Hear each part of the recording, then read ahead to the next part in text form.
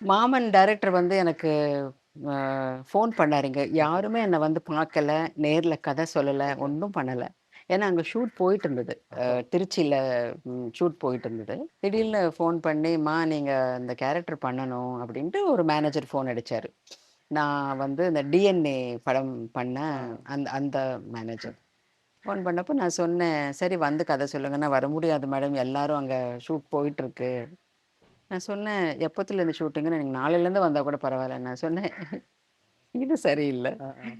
யாரையாவது போட்டு அவங்க ஷூட்டிங் வராம என்ன கேட்குறீங்களான்னு." "ஐயோ! இல்ல மேடம். அப்படி இல்ல மேடம். இது நீங்க பண்ணணும்னு டைரக்டர் முதல்லேருந்தே சொல்றாரு. ஸோ அதனால டைரக்டர் ஒரு தடவ ஃபோன் பண்ணுங்க." யார் டைரக்டர்னா, விலங்கு பண்ண வெப் சீரிஸ் பண்ண டைரக்டர் பிரசாந்த். அவர் எப்படி இருப்பாரு கூட எனக்கு தெரியாது. "மா" அப்படின்னாரு ஃபோன் எடுத்த உடனே. எனக்கு அதுவே ரொம்ப பிடிச்சிருந்தது. "நான் பிரசாந்த் பேசுறேம்மா. விலங்கு டைரக்டர் பேசுறேம்மா." நான் சொன்னேன், "சொல்லுங்கப்பா." அ என்னன்னா, "இல்லம்மா இது வந்து இந்த படத்துக்கே ஒரு சோல் தேவைப்படுது. அந்த ஒரு கீ கேரக்டர் ஒண்ணு இருக்கு. அந்த சோல் கேரக்டர் நீங்க பண்ணா நல்லா இருக்கும்னு நான் ஃபீல் பண்றேன்னு" கட கட கட கட கட கடன்னு ஒரு ஒரு 15 மினிட்ஸ் சொன்னாரு கதைய. இனி வீட்லயே பானிபூரி செய்யலாம் எல்லாரும். ஆச்சி பானிபூரி கிட்